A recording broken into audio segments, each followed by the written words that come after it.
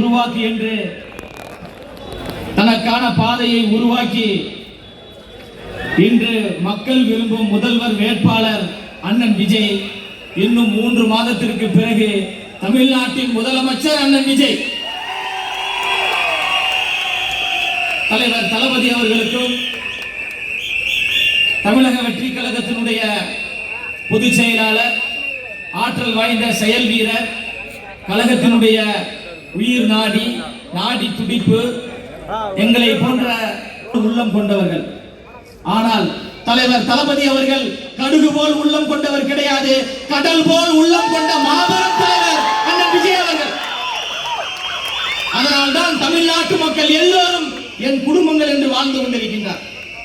தமிழ்நாட்டில் 2 சக்திகள் நம்மளை எதிர்த்து கொண்டிருக்கிறது.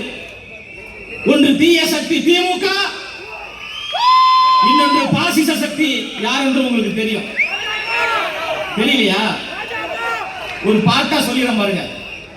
நீ சூரியன் நான் தாமரை, வந்தால் தானே மலர்கிறேன்.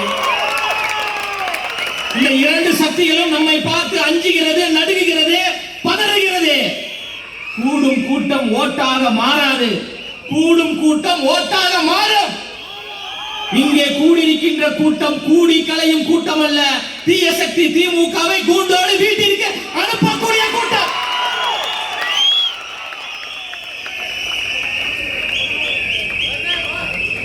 தற்குறிகளின் கூட்டம், தத்துவத்தின் கூட்டம், தமிழக வெற்றி கழகத்தின் கூட்டம், இந்த மண்ணை மீட்கக்கூடிய கூட்டம், தமிழக வெற்றி கழகத்தின் கூட்டம்.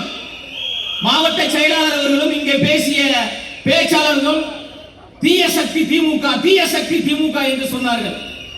தீய சக்தினா என்ன? கெடுதல் பண்ணா, தீமை பண்ணா, ஏமாற்றுனா அவர்களை தீய சக்தி, தீயவர்கள் சொல்லுவோம். அப்ப திமுக என்றால் திராவிட முன்னேற்ற கழகம் கிடையாது, திருடர்கள் முன்னேற்ற கழகம் என்பதுதான் திமுக. அதனால்தான் தலைவர் தளபதி அவர்கள் தீய சக்தி திமுக, தீய சக்தி திமுக என்று சொல்கிறார்கள் என்றால் சும்மா சொல்லல. அமைச்சர் கே.என். நேரு ஒருத்தர் இருக்கிறார்.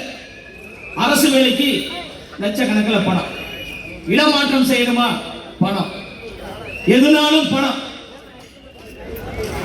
நம்ம கட்சியில் இருப்பவர்கள் ஜவஹர்லால் நேருவை பின்பற்றக்கூடியவர்கள், திமுகவில் இருப்பவர்கள் மக்களுடைய வரிப்பணத்தை கொள்ளையடிக்கக்கூடிய கே.என். நேரு போன்றவர்களை பின்பற்றக்கூடியவர்கள். ஜவஹர்லால் நேரு அவர்கள் தன்னிடம் இருக்கக்கூடிய சொத்தை மக்களிடம் கொடுத்தார். திமுகவில் இருக்கின்ற கே.என். நேரு அவர்கள் மக்களிடம் இருக்கின்ற சொத்தை கொள்ளையடித்து தனக்கானதாக மாற்றினார். அதனால் இது தீய சக்தி திமுக. அண்மையில ஒரு மகளிர் அணி மாநாடு ஒன்று நடத்தினாங்க.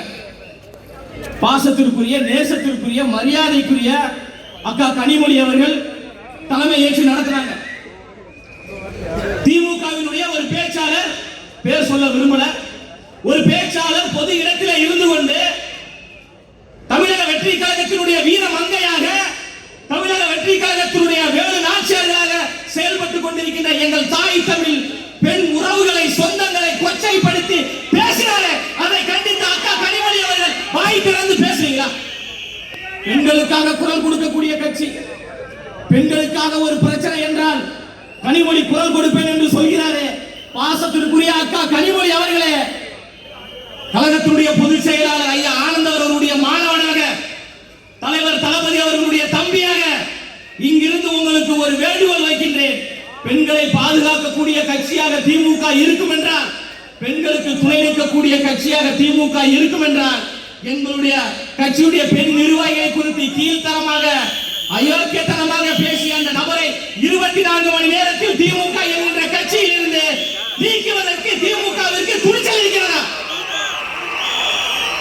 உண்மையிலேயே பெண் சுதந்திரத்தை பேசுகிறோம், பெண்களுக்காக குரல் கொடுக்கிறோம் என்று சொல்லக்கூடிய அக்கா கனிமொழி அவர்களே, திமுக கட்சியை சார்ந்தவர்களே, எங்கள் தலைவர் தளபதி அவர்களை அண்ணனாக, தம்பியாக, மகனாக பார்க்கக்கூடிய பெண் நிர்வாகிகளை கொச்சைப்படுத்தி பேசிய நபரை நீங்கள் கட்சியிலிருந்து நீக்கிவிட்டு பெண் சுதந்திரத்தை பத்தி நீங்க பேசுங்க. மாவட்ட செயலாளர் சொன்னார்,